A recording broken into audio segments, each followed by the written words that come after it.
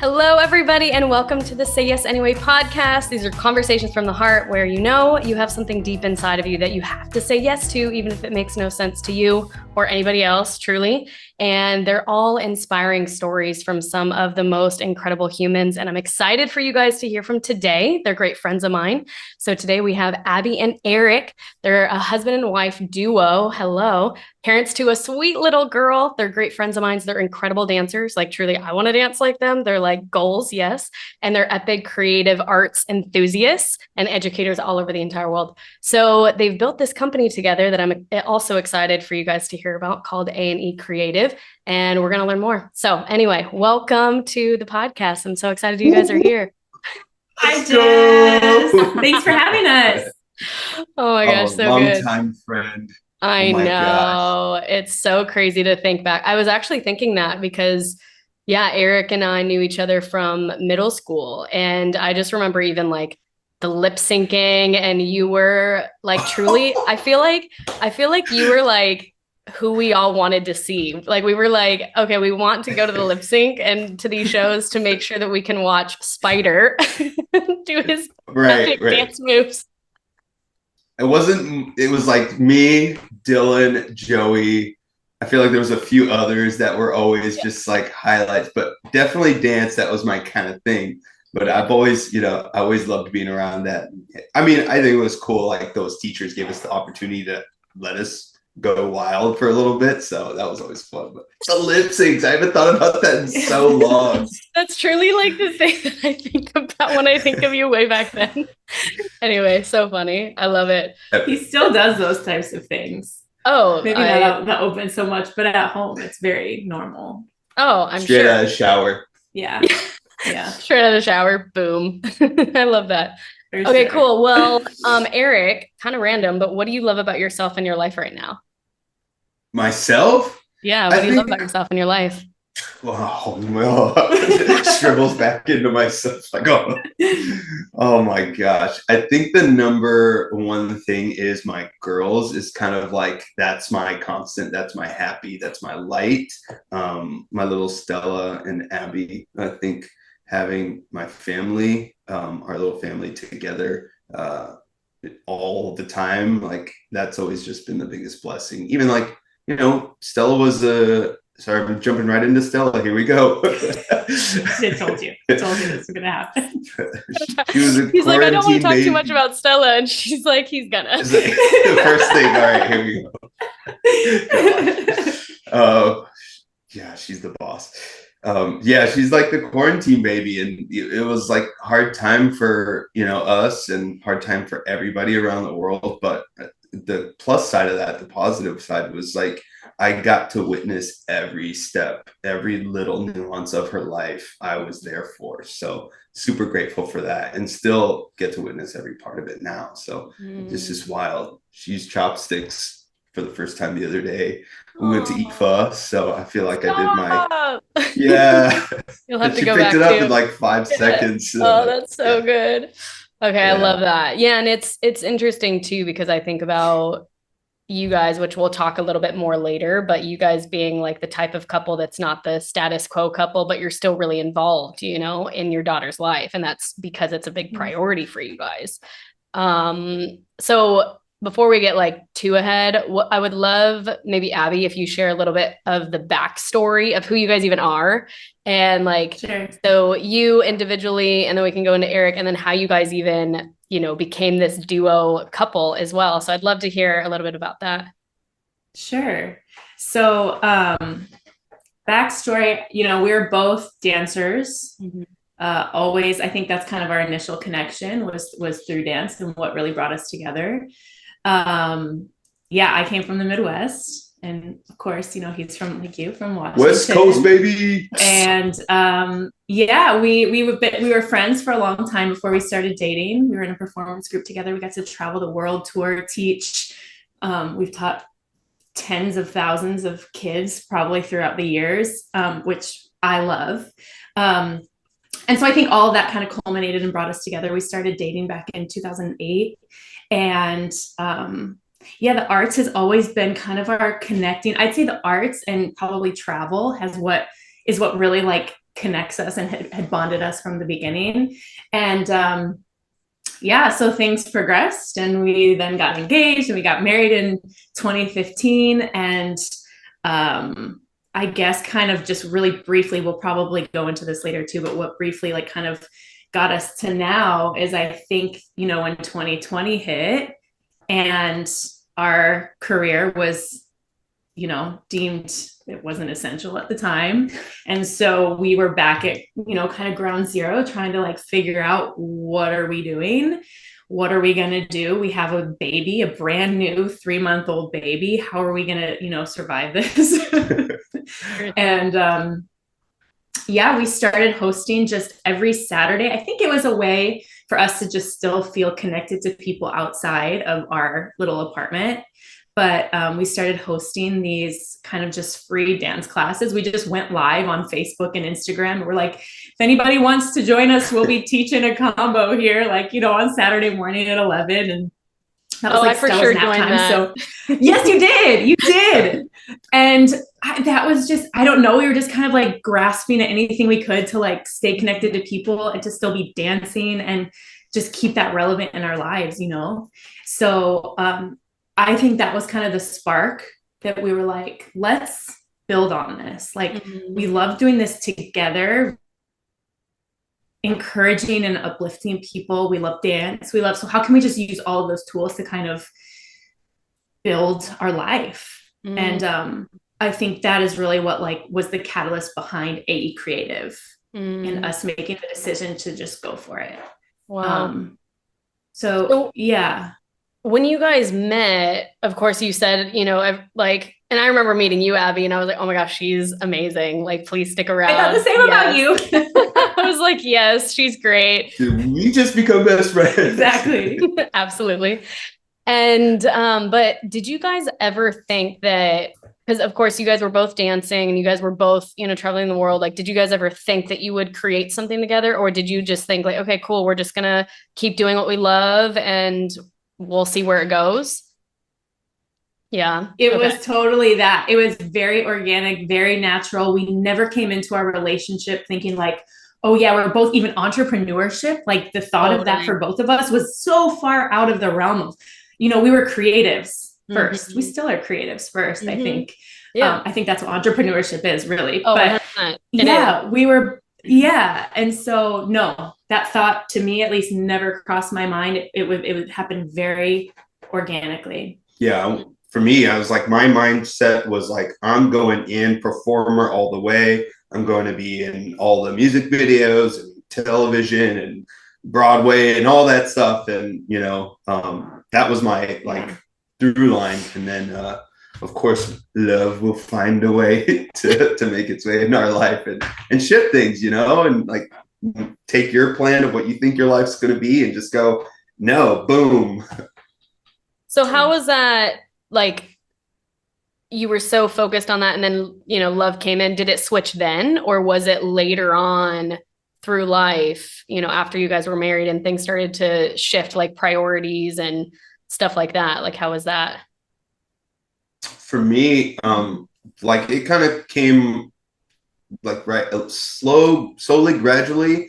But yeah, I was like, I'm spending so much time going to auditions, networking, traveling, meeting people. And then that time was either I'm like fully invested in that, but then is there time for this? And so for me, I'm like, this is super important to me. So can I do both and navigate that? And I did that for a while. And then over time, I was like, this is more important. And so that's kind of like where life started to tilt that direction. And then I was like, this is fun. Let's keep exploring this. And maybe there's opportunity here for that as well. So, yeah.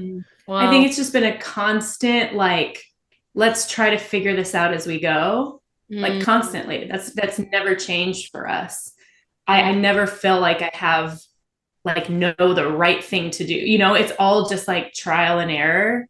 And I think that's what's brought us here. And I think that's what's going to continue like just taking us forward. Yeah, that's really encouraging because I think at the end of the day, like nobody really knows what they're doing. Like everybody that's like, I know, and this is the way. And everybody's truly just trying to figure it out, like really. And so I admire that you guys, like, I don't know, did you guys have that kind of as like a base from your relationship, just through conversation, like, hey, like, let's try this. This is working or this not working. Because I know with both of you guys being very much in the creative arts, it pulls you in so many different directions. Like, how do you, I guess, like come to those like hard conversations and be like, okay, what you've been doing isn't working, or what I've been doing isn't working. So I'm just genuinely curious. Like, I think, you know, there's a lot of ways that people think relationships or creativity or work is supposed to go. And you guys have a beautiful way, not perfect, but a beautiful way of like navigating it, like you said, Abby. So maybe Eric, you talk about that first. Rock, paper, scissors. Rock, paper, scissors. Oh, paper. Who's got scissors it? Again. Who's got it? Okay. Oh, okay. So Who's got it? from my perspective, this is how we, solve issues sometimes. Kitchen solutions, just rock, paper, scissors. From my perspective, this might sound naive, but like it wasn't strategic. Like we like being creative people, and we were just finding ways of doing things. And as we were finding ways, some of the things worked, some of the things really didn't work. And we just wanted to keep moving with the things that worked, because what we felt was better. So I really think that's just what's continued, the way it's continued for us. I think now we're getting to the point as we're really growing that obviously you need to kind of strategize and really kind of come up with plans and, be a lot more strategic than like how it organically came up. So I think we're kind of in this shifting of seasons, where now it's just a little bit more, there's a lot more like focus to it, as opposed to just this broad sense of let's just try everything. But I think that's what like a growth is about, just trying on different things and see kind of what works for us. And I feel like it's different if you're doing it yourself, and then when you have a partner, and then when you have a child, it's like getting to that point of you're used to trying everything, being super creative, and then there's like a day maybe just like, okay, like how do we do this now in a new way? So what helps you, Eric? Because I know something keeps you solid and grounded with making decisions along the way. Like, what helps you? I think for me, like my background is I come from a family that has a strong anchor or roots in faith and religious beliefs. Wrestled with that over time with my identity and what I believe, when I ventured out on my own. Thinking about like when we met was like fresh out of high school, right? We're like 18, 19 years old, 20s, a whole new state, like big city, big dreams, aspirations. And yeah, we're going to just take risks. That's the time to do it and take chances and be free and learn from those mistakes along the way. And then fast forward 10 years and we start hitting our 30s. We've gained some life experience and some wisdom from those different pathways that we've decided to take, right? And then even moving forward into 2020 when we had Stella, just during that time, like nobody knew the world was going to stop at that moment. Like, no, it's not a part of the plan to have a child and then the world stops and the economy is like boom, and a lot of us and businesses are still feeling the effects of that. But yeah, I think the core anchor of what keeps that ship still like on the path of forward progression and not, veering off too far, what keeps us always together, to me, is that my faith and my background and my beliefs in Jesus Christ. And I think that's a really cool guideline, that book, and suggestions of like, hey, here's a pathway of, how to live or how to lead or how to think, learn for yourself, but also like, there's a lot of wisdom there. So that's always kind of been like my source or my North Star, if you will. Yeah, totally love that. Yeah, Yeah. and I know that sometimes too, there's like the way of okay, this is how the traditional man of the household is supposed to be or take care of this or take care of that. Like, what do you feel maybe from that big shift of having Stella, and then because you guys have made a lot of big moves and a lot of big decisions, and a lot of things that are not very conventional. Like, how is that for you as like a father and a husband? Like, what have you had to navigate internally, as well as like, how you try to navigate, I guess, the family and business? Yeah, so it's kind of a little bit triggering for me, some of those words like masculinity, manhood, Totally. all, like, right. So, it always ties back to your family lineage. Did you have a father figure in your life growing up? What was that relationship like? Everybody's story is different. And I'm a male dancer. That in itself is, a little bit out of the norm. I've always been out of the norm type of person. Um, I didn't follow the path that everybody else took. I always was curious about, what's going on over here. Let's go explore that a little bit. So, uh, coming up with challenges, facing challenges is nothing new for me. That's kind of my norm, and figuring out a way around or through or under the walls. That's just like, I feel like how I live in a constant state.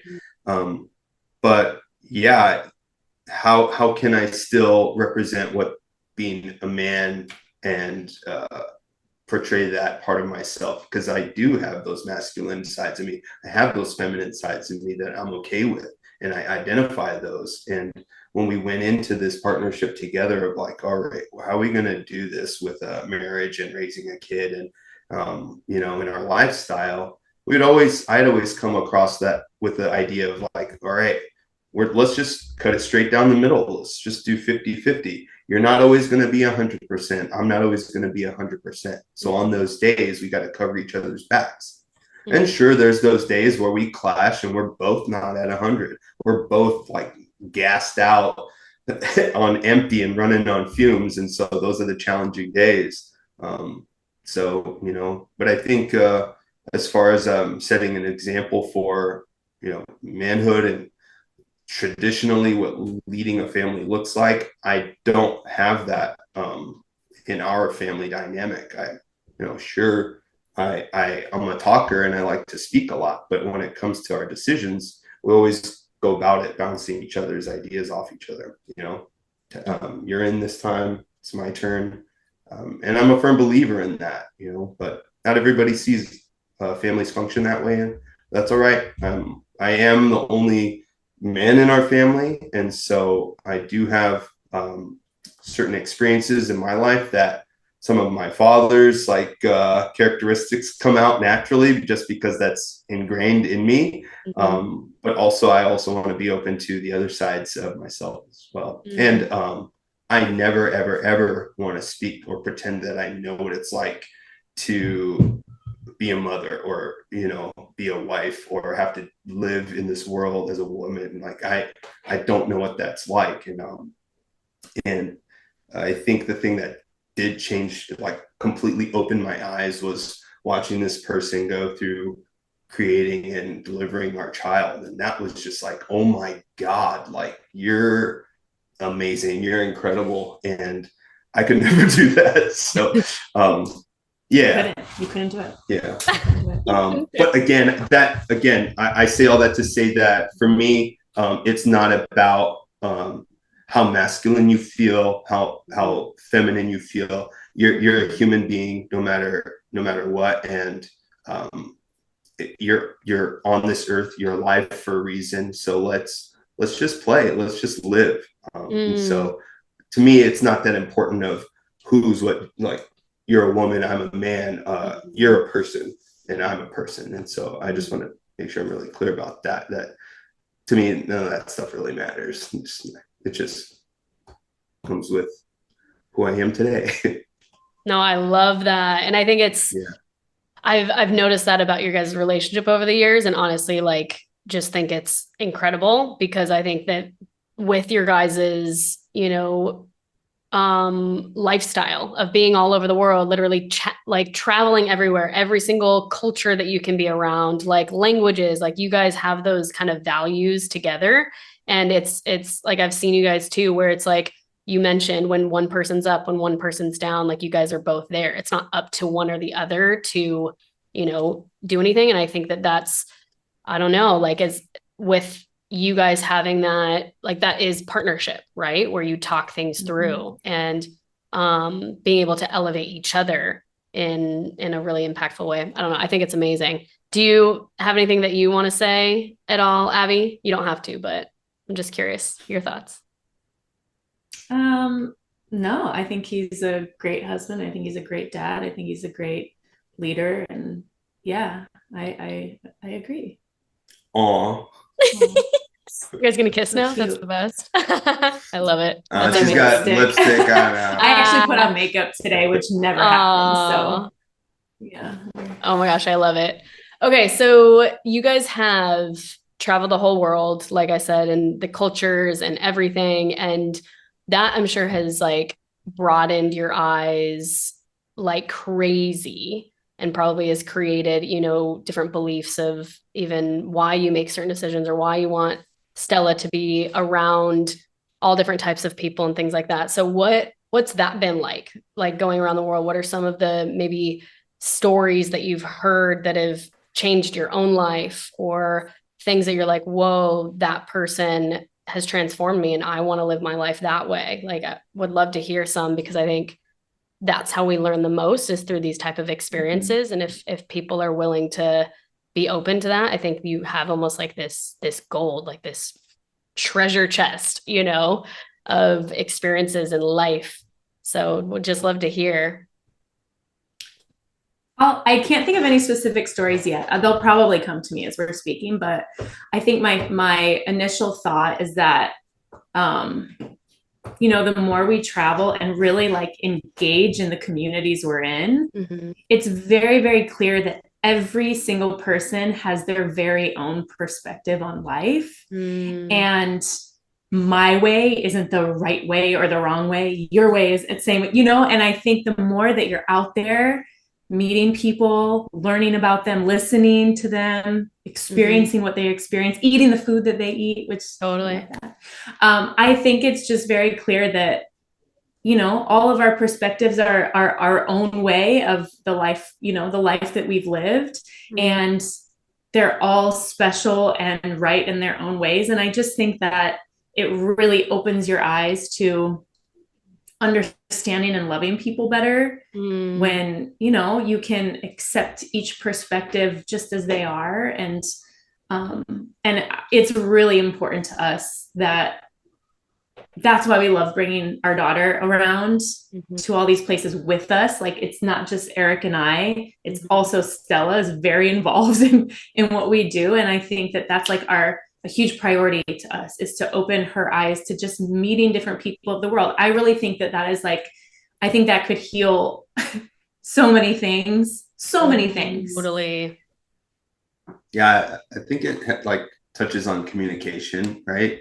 It's like information, communication are huge. And having information on, you can learn about it through a documentary or like when I was growing up through books and images. But until we actually got to go there and get our hands in the community and literally pick up and eat some of those foods and, speak different languages. And it just kind of does something to your brain. You get that hands-on experience, like, stay in the same house as another family from those, communities, not just go to another place and go stay in a hotel that's familiar to you, but getting yourself out of your own comfort and stepping into the shoes in place of other people really, broadens that empathy and humanizes a lot of people in other ways. Also stretches you as an individual of like what you're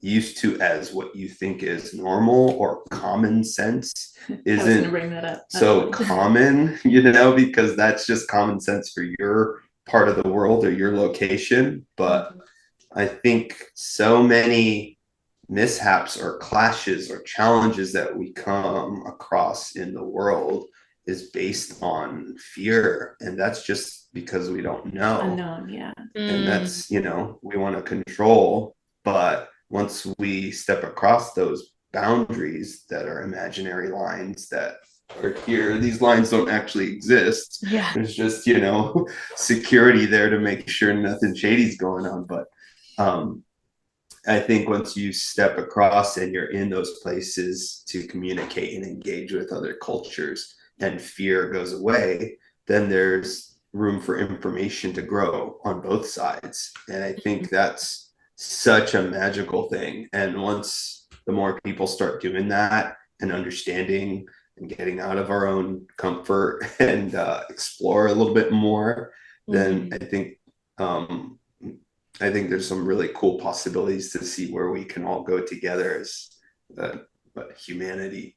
Totally. Oh gosh, here we go. I'm preaching again. No. I'm all about it because it's 1000% true. Like I'm even like, hey, if you don't want to go to college, fine. Just go travel, put yourself out there because you're going to learn and grow the most ever. And like getting out of your comfort zone, like you said, is very uncomfy. But I think at the end of the day, it's like, if we're coming across somebody, and I know you know this also in your work, I'm sure that this like plays into, being an educator and dancing and creating like this whole movement and everything that you're up to, where it's like to really connect with the human, right? And like you can't do that if there's like these barriers of, different beliefs or different ways of being or whatever. If that's just there, like there's no real actual connection because there's a wall, just like you said, on the map, it doesn't exist, but we create the thing. So what do you think, Abby, of like getting out of your comfort zone? Like, how do you think that being open to these cultures and getting out of your comfort zone has helped you even in your own life, as well as, with the work that you guys actually get to do? I think it's just really it's opened my eyes. I mean, I grew up in like a suburb of Detroit, and I spent my first 17 years there, and I knew what was normal there. And, everything was just very normal for me. I didn't get to go out and experience a lot of new things, new people, all of that until I, moved out and got to kind of took that on as our career. And yeah, I just feel like my eyes have been opened, and it's been all positive. I think the overall thing is there's no like, my thoughts are kind of scattered with this right now, but yeah. Sorry. Yeah. No, it's good. I'm scattered. I know it can go in so many ways. Yeah. But I think about like, I'm almost like envisioning like even you guys being educators, right? Or creatives, and you're with a bunch of types of people. And sometimes it's like, oh, well, why would I listen to them? Right? Like they don't know me. They don't relate to me. They don't know my background. Like, how could they, come in here and try to teach me or whatever? But I feel that there is a level of, once you build that connection and let go of the wall, it's almost like we feel like family, we feel like this collective, and it's like, we want to learn from each other and we want to do this together. So, so yeah, I'm just curious, like, and maybe Erick, or Abby, either way, like how maybe you've just experienced that from all over the world. Like, were there ever any like tension moments? And then it was like, oh, wow, like we just need to have like a human to human connection here. I feel, so I'm going to chime in back again because I do now. I'm all like, oh yeah, I got it. Okay. Connect the dots. But I will say, I really believe as like an educator, choreographer, director, all the things that we got to be, it is very much not I'm coming in to teach you. I believe that the best connection is when we're there to like embrace each other. And I feel, and I truly, even the more that I do it, like I feel like I'm more inspired by the people I get to stand in front of, which helps me to like to have a better communication as far as dance or choreography or whatever it is. It's very much the effort between the two, as opposed to me walking in being like, here's what you're going to do. Mm-hmm. You know, and I think that's something that, like, I think I learned that from our mentors who are in the Young Americans, Bill and Robin. I think it's just about stepping into a space and kind of like feeling out what is the space? How are the people in the space? How can we commune together to make something better than what it is, you know, than what we stepped into? And so I think it's very much a co-effort between the students and the teacher. I don't even feel like I'm a teacher. Right, just like leading the energy, I guess, in the room. Yeah. Bill always said, shout out to Bill, love this man, and Robin. Bill always said, like, everybody wants to feel accepted. So if you're the one who takes that first initial risk to let the other person know, I see you, I hear you, I accept you, then that opens up space for creation or play to happen, or growth or connection. And so once that initial like knowledge of like a notion of like, I see you, I accept you, and that can be in any way. You find something in common with that other person. You know, for me, the catalyst is always hip hop dancing or hip hop culture. I step into a lot of other cultures that maybe that's a foreign thing to them, you know. And so just sharing a little bit of love of that or dance, and we can find common ground that way. But I did want to touch back on something like, did we ever come across a situation where there was like a clash? Yeah, being an American to another country faced a lot of like, hey, get out of here, you know. There was a lot of that. Once all of that was kind of out of the way, and they just saw me for me, just me being a human and for who I am, and like my personality came through, then there was room and space for connection. But once that label of like, oh, this dude's an American coming in our country, once that was removed and we worked past that, then there was opportunity for growth and connection there. So I think, yeah, that personally, I remember vividly so many times of stepping into various countries and having that label on me, like, this guy's an American, he's coming over here to bring, you know, his American ideas over here. Yo, let's just hang out for a little bit and let's like, you know, have some fun together. Yeah, I feel that too, even with, you know, the service work I do all over the world, or like living here in Spain, where, like, to be honest, I don't like saying that I'm American, because it, you know, can have, I don't know, whatever people's thoughts are, but it's like, whatever your connotation is, again, I love being an American. I really do. And it's just, okay, I think if all of us see each other as humans, and we all have common ground, and we all have a story, just like we're sharing right now, we all have failures and setbacks and challenges, and we have amazing things to offer each other, then, I mean, this world would be a very different place. But it takes that thing, like, we go through life. And I know you mentioned earlier, it was like, oh yeah, a certain thing could trigger us, right? Like, we all have triggers in life, and somebody could come our way, and then all of a sudden there's a wall up, and maybe it wasn't us, but it was their experience of something from the past. And so anyway, it's just interesting how no matter what, like, it's like, okay, even in dance, you know, like, it happens, or whatever. And so, yeah, that was interesting to hear. Yeah, one of the things that I always kind of say, because, you know, I'm proud to be American too, and even though I've spent the past, you know, X number of years traveling, and I'm like, oh, I can relate to so many different cultures. Like, even my upbringing, I come from, my makeup is so many different cultures all in one thing too. So I feel like that's where I can have a little bit of experience and communication with that. But I was like, with hip hop, that's like one of the first genres of dance that is homegrown right in the United States, right over there in New York, in the Bronx. Like, not even 50 years ago, this past year in 2023 was celebration of hip hop's existence, you know, happy birthday. So half a century, this stuff's been around. And most of the creators and originators are still alive like today. So I think it's super American. And I'm like, let's go share that around the world as well. once they hear that American, sometimes they're like, but the music you love is American too. So anyway, yeah, That's amazing. That's amazing.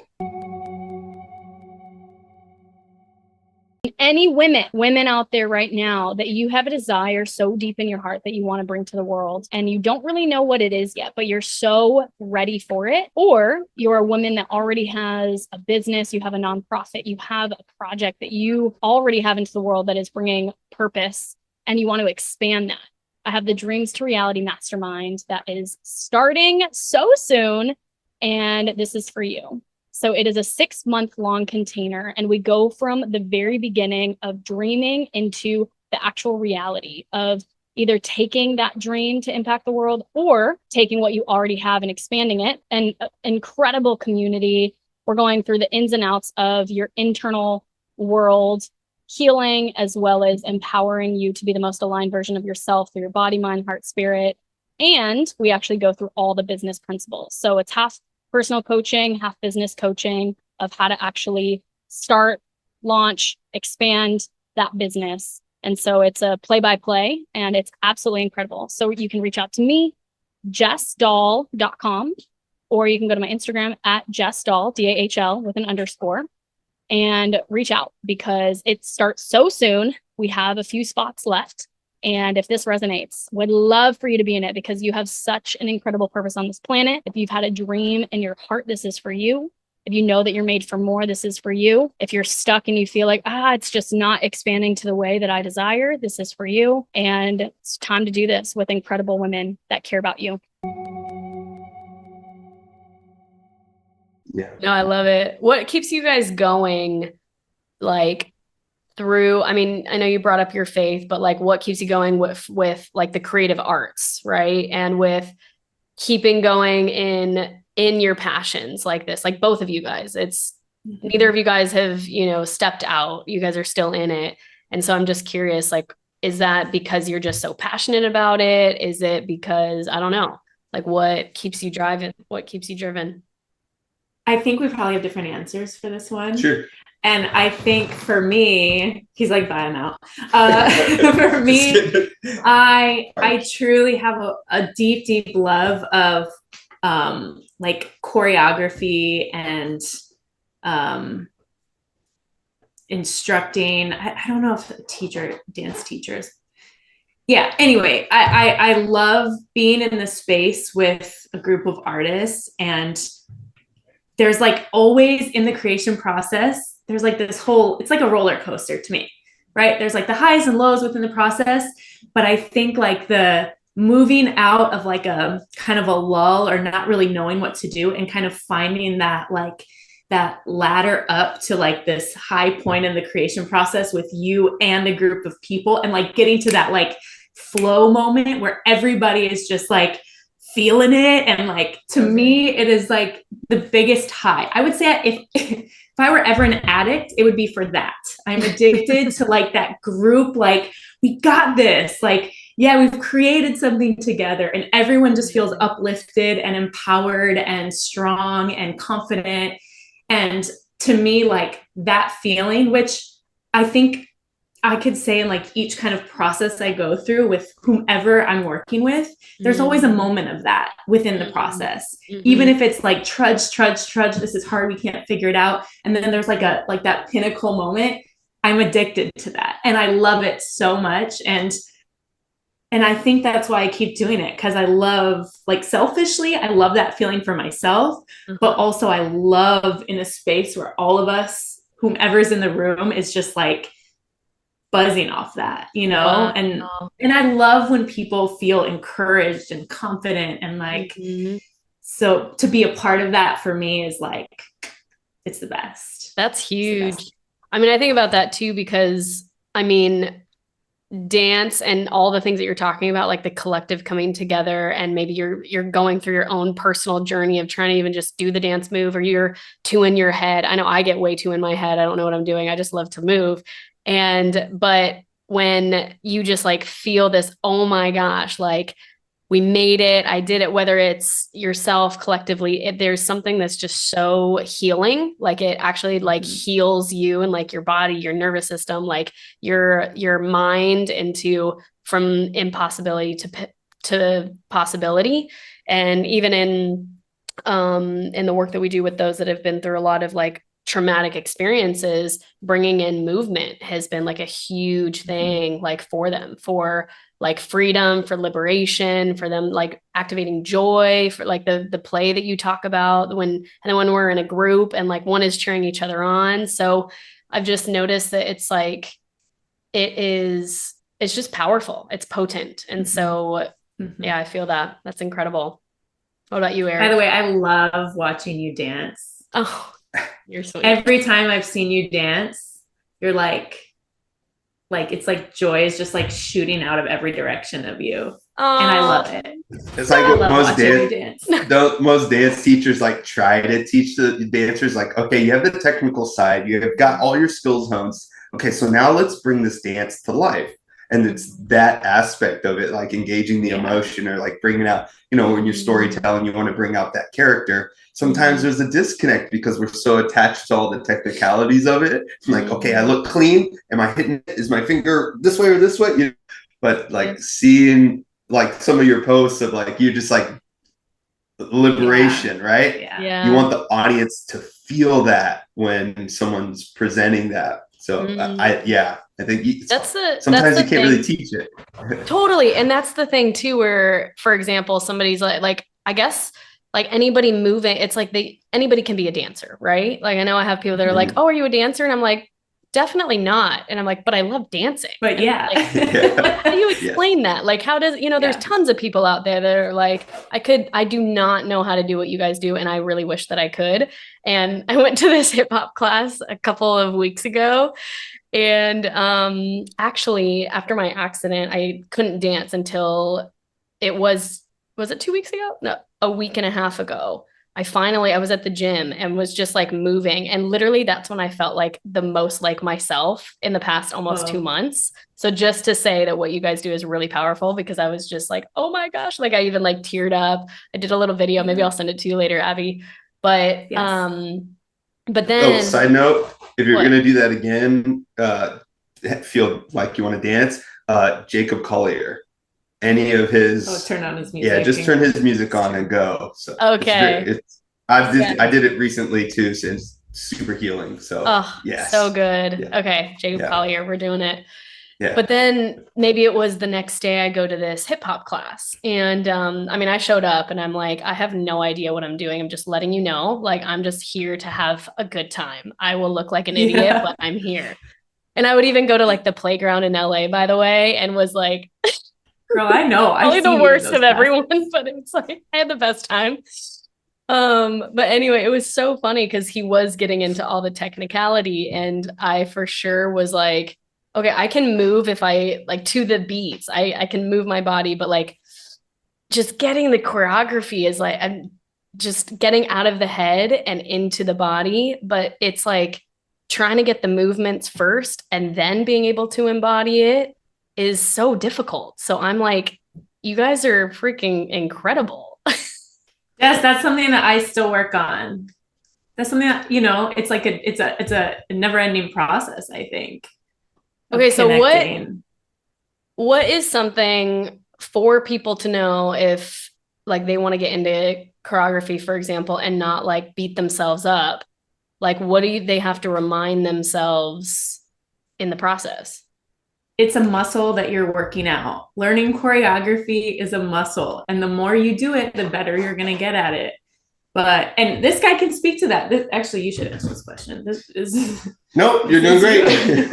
It's a muscle. Just like when you go and you're doing bicep curls, tricep dips, whatever, you're going to get stronger by continually doing that. And it's the same way with choreography. You're trying to connect, what's being taught to your body. And that's all it is. It's repetition and just building that muscle. The more you do it, I've seen it firsthand for years and years and years. People will say, oh, I'm really bad at picking up choreography. or like, you know, come as a freestyler. Again, this is why you should answer this, but as a freestyler, and like you, Jess, you're a freestyler, you can hear music and move to it and your body will tell you what to do. But then when someone tells you what to put on your body, it's like putting on an outfit that just is uncomfortable.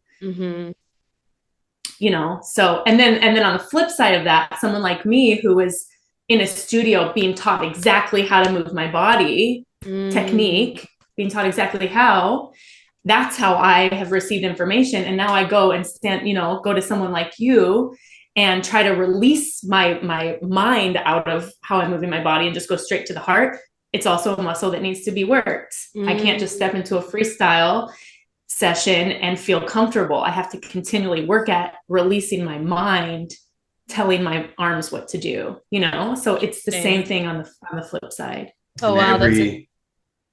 Every dance class is different. Every genre is going to be different. So once you've felt like you've got a hang of this, you know, type of, okay, I'm getting choreography now. I've been going, and you go take another instructor's class and you're like, oh my gosh, I suck, you know.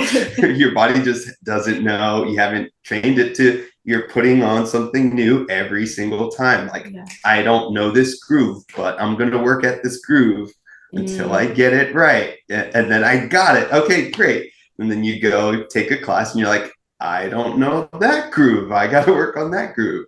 But you just keep adding all of those little tools to your belt, and then you can whip them out at any point. So they always tell young dancers, aspiring dancers, take as many styles and disciplines as you can, unless you just want to stick with the one and that's your goal, and that's great. But like we're talking about, you're going to other cultures, learning different languages. Same thing with dance. You're putting on different languages. This is all right. Hip hop alone is got its own umbrella, right? You've got tutting, right? You've got crumping, or well, crump's a little bit outside, but you've got popping, you've got breaking, you've got all these different elements that have been categorized, animation, you know, some house, even, you know, now we're getting out there, but there's so many different styles of movement that fall under one category. Same thing with, if you go to a dance studio and that's your upbringing, you're going to take ballet, you're going to take jazz. But again, there's variations of different types of ballet because human beings came at one point and said, this is the proper way to hold your posture, or hold your arm out this way. Where another person in another country said, no, it's this way. So it depends on where you go around the world. It's all, you know, it's just you're moving your body in different ways to music.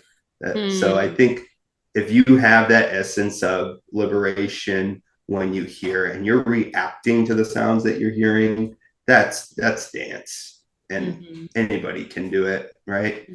I can do it like this. Yeah. We got the finger dance going. Love it. Yeah. So, well, okay. A couple things, Abby, because you even mentioned about like, it's almost like working a muscle going from like your head to your heart. So I'm curious your guys' thoughts, because I feel like there's such like a mind, body, spirit, heart connection to movement in general. And so I want to hear, you know, from you guys, like being in it for so long, like what you think about that. Like, do you think that, you know, it is all connected? Just curious, and how that is like 100%. through movement and through dance. 100%. I feel like dance is one of the most like primal ways of communication. And honestly, that's why I love it, because I feel like I can express myself better through moving than I can through my words. And I think that's why I was so drawn to it in the first place. It just helped me to kind of release more, let me get something off my chest, let me dance it out. Okay, I feel better. Like, so yeah, totally. Yes. I love that. I think. Oh, go ahead. Oh, yeah. No, go ahead. No, I've spoken enough. And say it. We're done. We're done. I was just going to touch on, nonverbal communication. I'm a firm believer that dance should be taught in schools, like part of the curriculum, elementary, you know, you have got physical exercise or physical activity as a class, but dance, music, those arts educations that people have taken funding out of, um, you know, unless your school offers those kinds of things and they have that sort of funding, then congratulations, you get an open opportunity at learning other ways of communicating. But if you don't go to a school like that, that you're missing out on so much fundamental.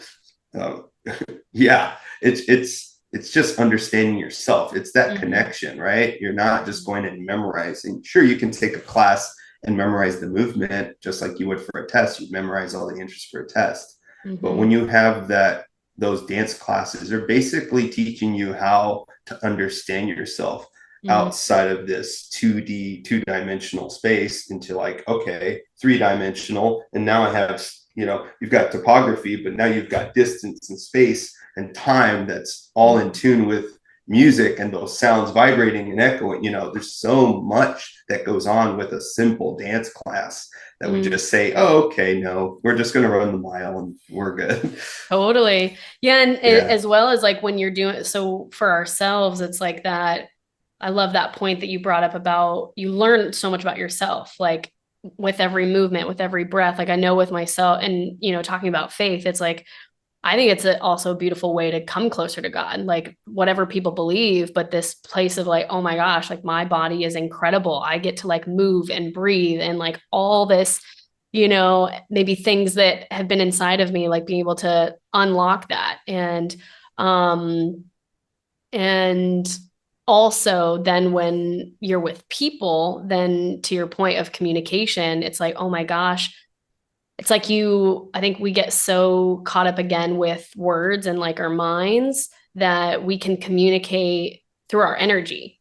And sometimes like we're too afraid to maybe say something or we don't know how to express it, but then you start moving in some sort of way and that brings even more like connection and intimacy. And I'm just amazed by it. I'm just like, yes, I agree. I think that we should be doing it in schools and all over the place. Okay, again, I'm super passionate about this, right? So I know. Tell one more us. thing that you touched on. So in connection to your spirit and your faith, for me, I grew up in, you know, non-denominational Christian churches where we have an experience connection with music on a weekly basis, where we go to what we call a worship session or worship experience, where that's just, you know, a connection to a higher source or to yourself, to the music that's happening. We're reacting to those sounds in that ambiance. You know, the production is great, whatever, however the church functions or however you worship, everybody does it differently. But that state of nirvana that you can get to, for me, is so closely associated with dance in the space of, for me, a freestyler, or when you're so in the flow of your choreography and you're bringing that emotion, that passion, that spirit, that the essence of who you are and that identity to the dance. I think that is a form of worship. There's the performers that touch the lives of the audience and captivate everybody and can hold people like that are the ones who know it's not about them. There's no ego involved in it whatsoever. Actually, it's the opposite, where they've completely removed themselves from the experience that's happening, and the divine has now come and shared this engagement. There's this like synergy that happens when you're in that flow, if you're performing or if you're just dancing for yourself and there is no audience. But when there happens to be an audience and people get to experience that, your goosebumps go up, because I believe there's a higher source of power that's at play, that's allowing that three-way connection.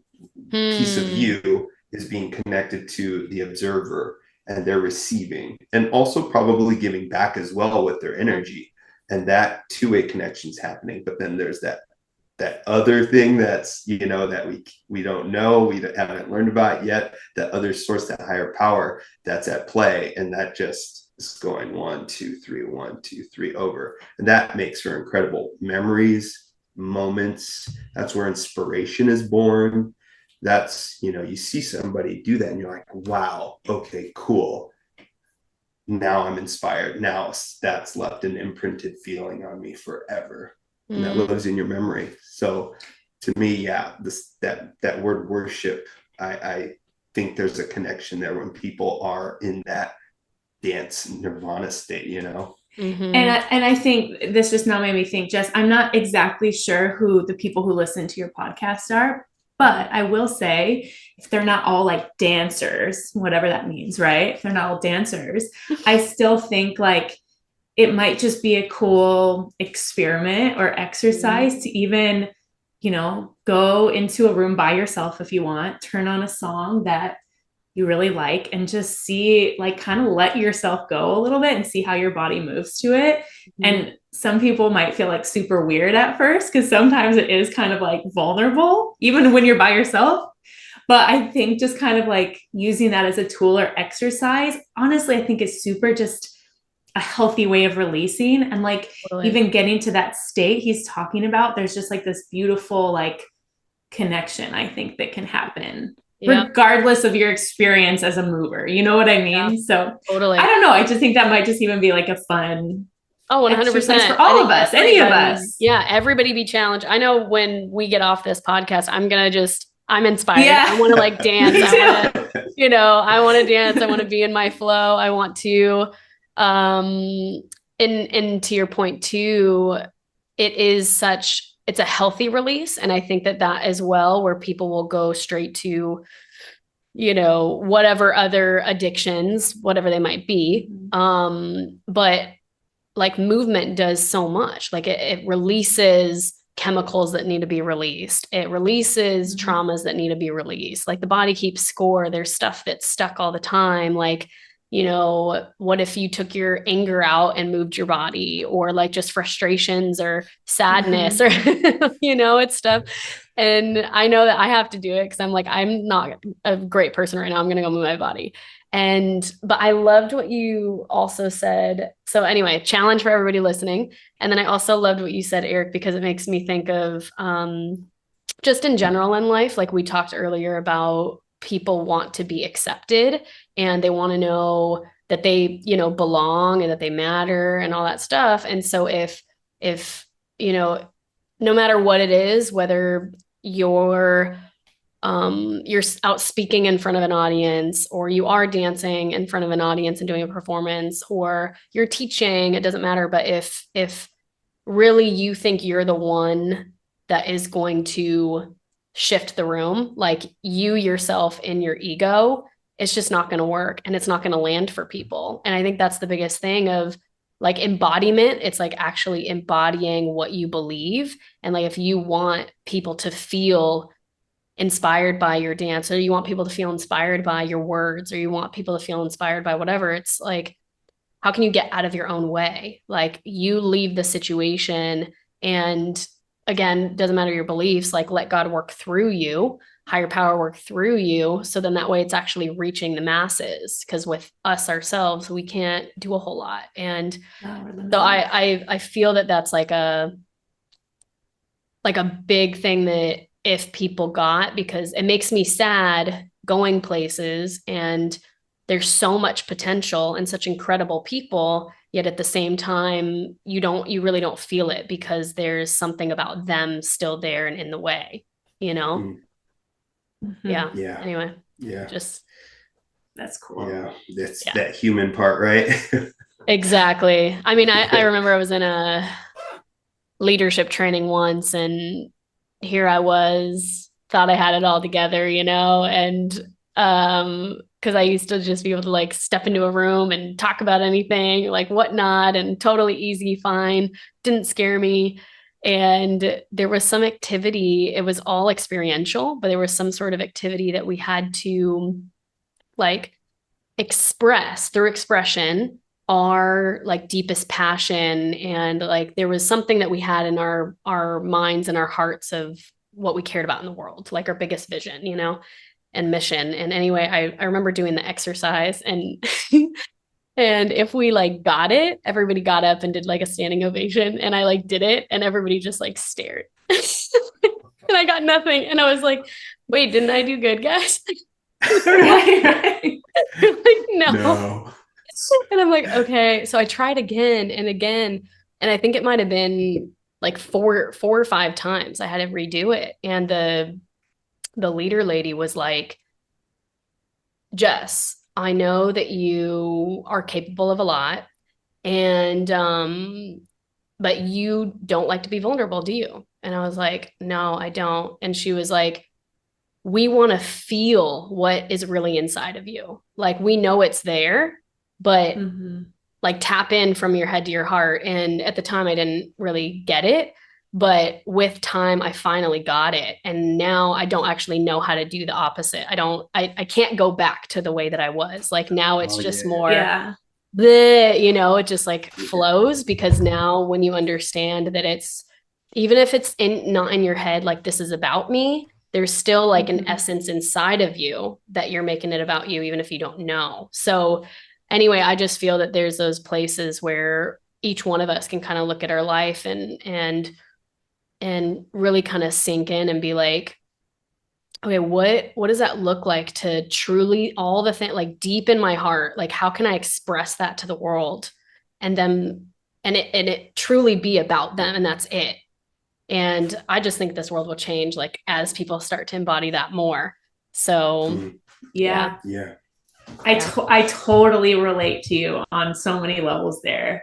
And I think for me, it's being vulnerable, like, no way, I hate it, But if I'm stepping into a leadership position where I'm going to be asking the people that I'm working with to get vulnerable and open up and feel something, I have no choice if I want to stay there and be, impactful. Like I need to do that for myself. And so, to go along with what you're saying, I have been on that same journey too.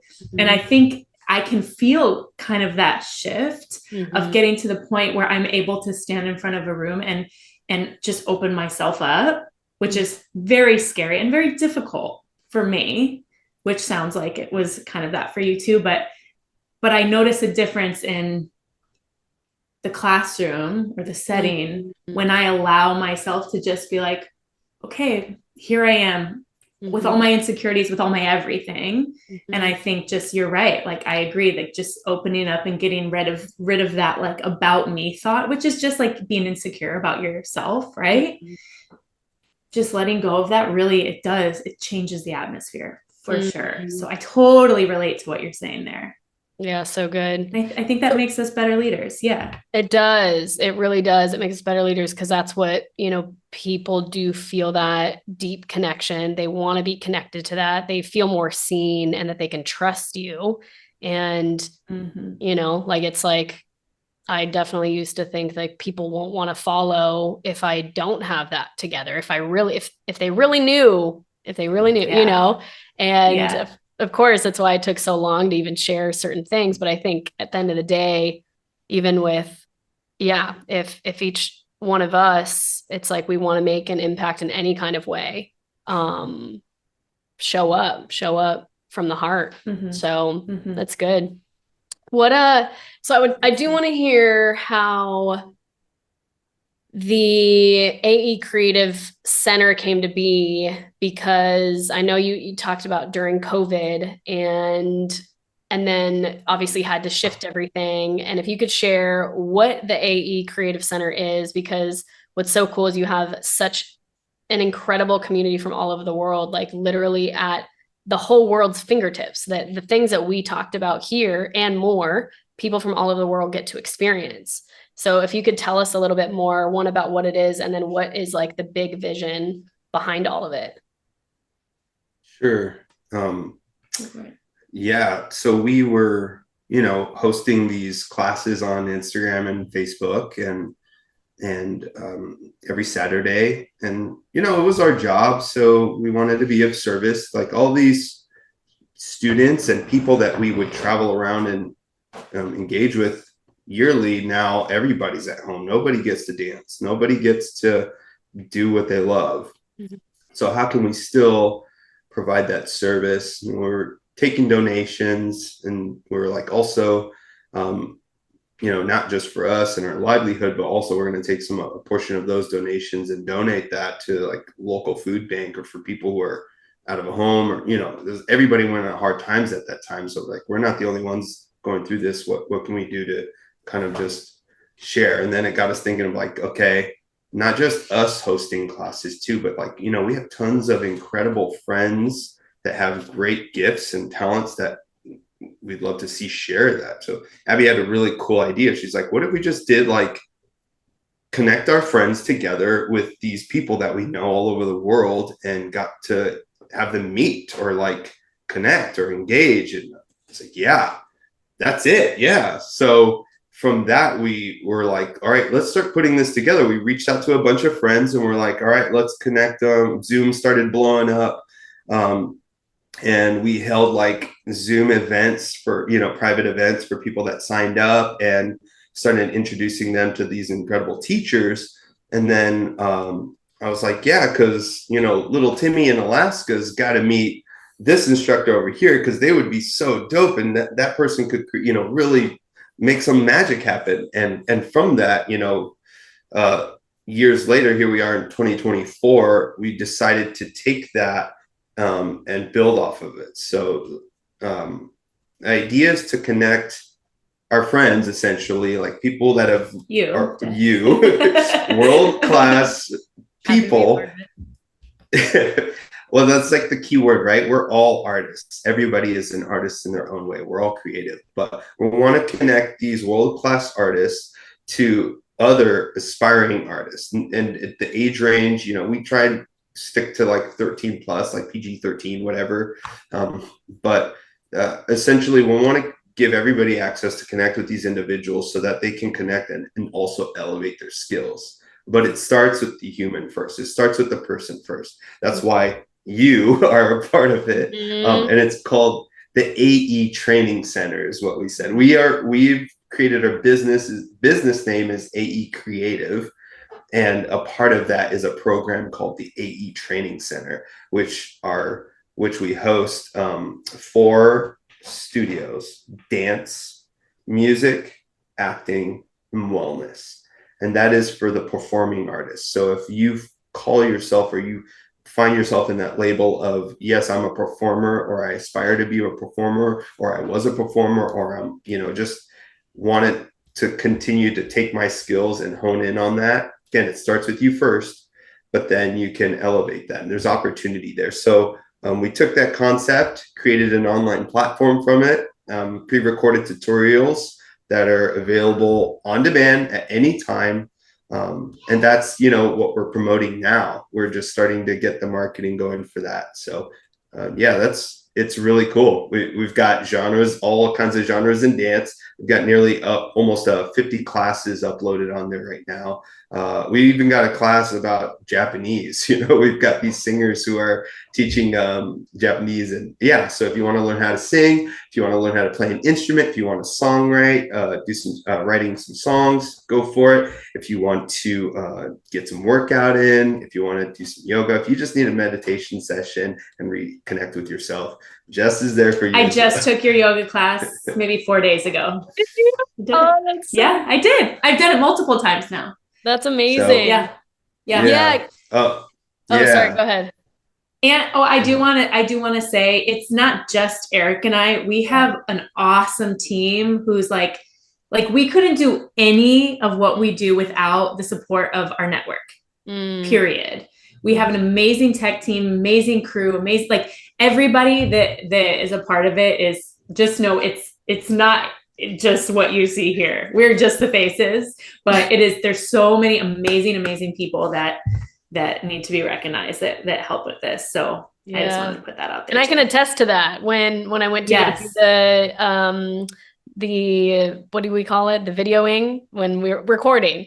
And I was doing the yoga and the meditation session. I even had one of the guys do the session, and he was like crying, like felt so good. And like the whole crew was like incredible, set it up so well. And all the classes, like I've looked through it now, are unbelievable. And I mean, I literally can't wait until this whole thing is out and, you know, everybody can get their hands on it and take classes anytime that they want to and express themselves. And all the ways that we even talked about is like, it doesn't matter whether you're a beginner or you're, you know, like advanced, like there's something for you. So what do you want to add anything, Abby, to like what you're excited about for people to get their hands on this? I mean, I think it's nice, especially for a lot of the communities that maybe don't have like access to going and training in a lot of varieties, or, you know, have like a studio that a lot of the studios that we work in have really, really great instruction. Don't get me wrong, but I think it's nice to have that variety of learning, especially like what we were talking about with the choreography and things like that. So I think what we're offering just provides more access to training for people who want it, you know. And yes, so we have beginner classes, intermediate, advanced, and we really want to provide that for whomever. If it's someone who's just trying to like dip their toe into the arts and doesn't want to step into like a physical dance class yet, or a physical music class, or like go to a yoga class yet, then this, I think, probably is the place to start. Or we also have a lot of like young adults who have transitioned from, I used to dance at a studio and now I don't really have anywhere to go and I don't know like how to kind of find. I think a lot of our classes are also geared toward that person as well. So, and that's what we're going to like try to continue building to offer that to people like that. So yeah, a lot of our younger students, like the middle school to high school age range, they use it for like college prep, right? They're used to their instructors at home, but then this is a little taste of getting familiar with a new space or a new instructor in other ways. So yeah. I'm really excited about getting some of the acting classes up there. It's an ever-growing catalog. So once you're signed up, all of them, it's just going to keep on flowing, keep on rolling, and you'll get to meet some pretty amazing people. And again, this is multicultural, so it's not just American instructors. This is going to be all kinds of people from various countries. So we just want to connect everybody. You know, let's all start speaking multiple languages here, right?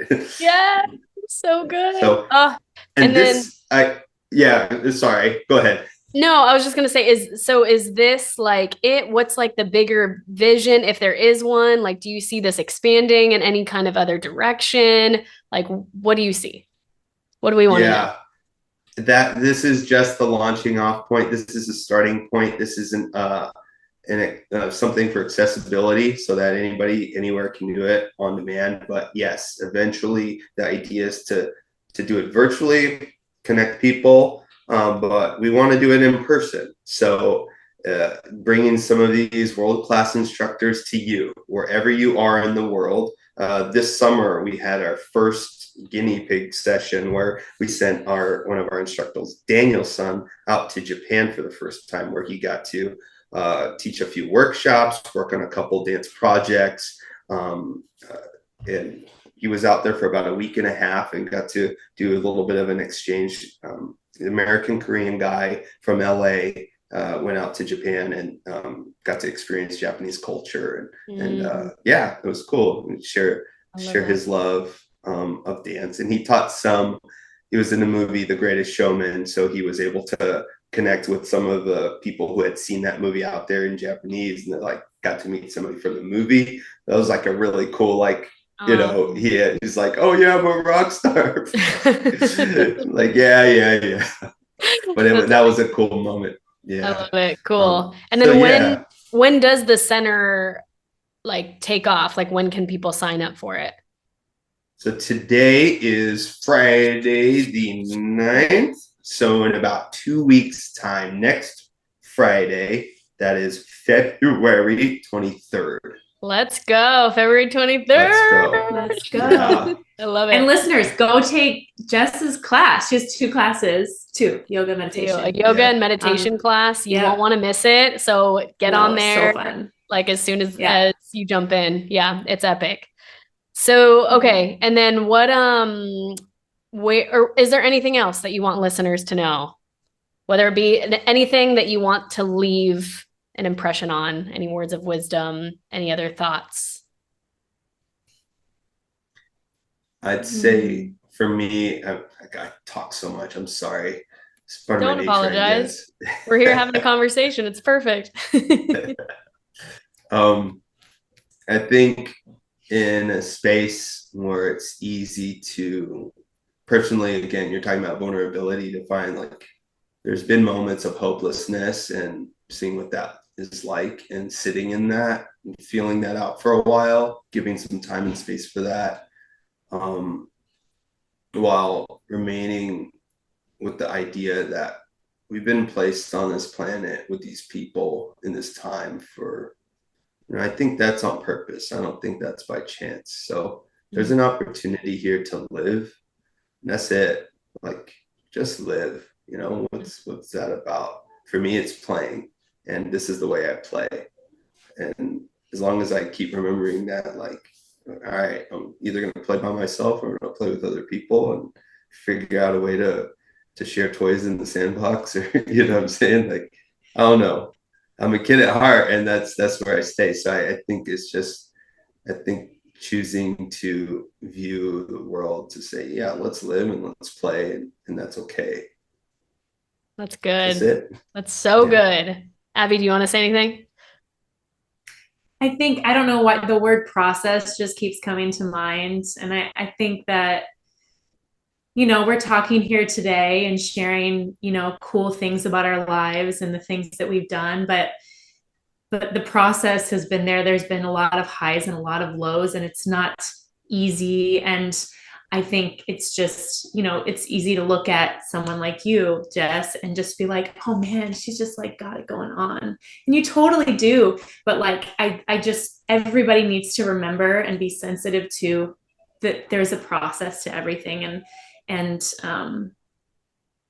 yeah, we are not free of the highs and the lows and the troubles and the doubts and the stresses. Like, that's all part of it. And I think as long as we're willing to move through that, then we'll all, continue on and be good. Yeah. One little question to bounce on that. What's been one of the most challenging moments in, the past few years that you also continue to have hope for, even though it's challenging and you're like in it? What's been one of those moments? I got it. 1, okay, 2, 3. Go ahead, each go other. ahead. No. Working with each other is always, it's like, it's for our relationship, it's not easy to navigate as we're both creatives. Yeah. So we have the same endpoint in mind, but our way of getting there is completely different every single time. Every time. We can't seem to like have the same path to getting to the solution. So I think it's having grace toward each other and being willing to compromise and being willing to stand up when you think that you really believe in something, and be able to like be sensitive toward the other person when they're really strong in their beliefs and opinions. And so honestly, it's working together as a couple. That's so But would I change it? I don't think so. I don't think I would change it. That's good. I love that. Even though he hears often from me, I say, you're just really hard to work with. He hears that from me a lot. Amazing. All right, everybody. Love it. And then where can people find you? Because they're going to want to be in touch with all of you. Sure. They can find us on all social media platforms at AE Creative Arts with an S. That's at AE Creative Arts.